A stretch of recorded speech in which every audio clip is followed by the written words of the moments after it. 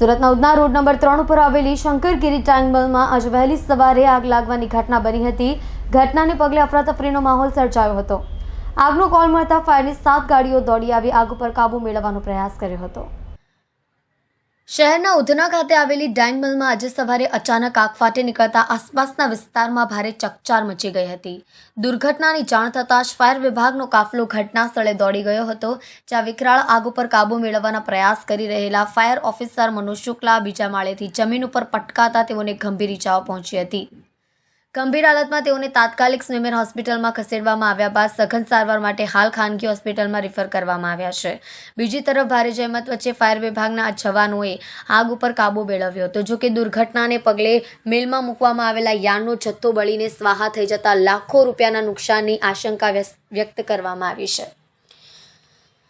Fire સૂત્રો પાસેથી જાણવા મળતી માહિતી અનુસાર ઔદ્યોગિક એકમોથી ધમધમતા ઉધના રોડ નંબર 6 પર આવેલા શંકરગીરી ઓલિયા સિલ્ક મિલ્સમાં આજે સવારે 6:46 વાગ્યાના સુમારે આગ ફાટી નીકળી હતી। મિલમાં યાર્ડનો જથ્થો હોવાને કારણે ગણતરીના સમયમાં જ આગે વિકરાળ સ્વરૂપ ધારણ કરી લીધું હતું।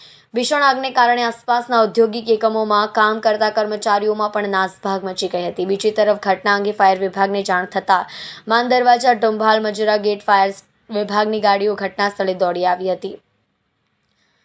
ડુંબાલ ફાયર સ્ટેશન ખાતે ફરજ બજાવતા મનોજ શુક્લા મિલમાં બીજા માળ ઉપર આવેલા પતરાના શેડ ઉપર ઊભા રહી આગ પર કાબુ મેળવવાનો પ્રયાસ કરી રહ્યા હતા। જો કે અચાનક પતરાનો શેડ ધરાશાયી થઈ જતા તેઓ અંદાજે 20 ફૂટ ઉપરથી જમીન પર પટકાયા હતા। અચાનક સર્જાયેલી ઘટનાને કારણે ફાયર વિભાગના કર્મચારીઓ પણ સ્તબ્ધ થઈ ગયા હતા।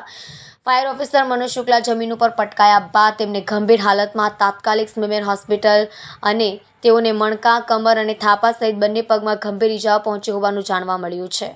શંકરગીરી ઓલિયા સિલ્ક મિલ્સમાં એક તરફ ફાયર વિભાગના જવાનો આગ ઉપર કાબુ મેળવી રહ્યા હતા અને ગંભીર હાલતમાં ઘાયલ ફાયર ઓફિસર મનોજ શુક્લાને સ્મીમેર હોસ્પિટલ અને ત્યાંથી અન્ય ખાનગી હોસ્પિટલમાં સઘન સારવાર માટે દાખલ કરવામાં આવ્યા છે। અંદાજે દૂરથી 2 કલાકની જહેમત બાદ આગ ઉપર કાબુ મેળવવામાં ફાયર વિભાગના કાફલાને સફળતા સાંપડી હતી। જો કે દુર્ઘટના દરમિયાન ફાયર ઓફિસરને ગંભીર ઈજાઓ પહોંચતા ફાયર વિભાગના અધિકારીઓ હોસ્પિટલ ખાતે દોડી ગયા હતા।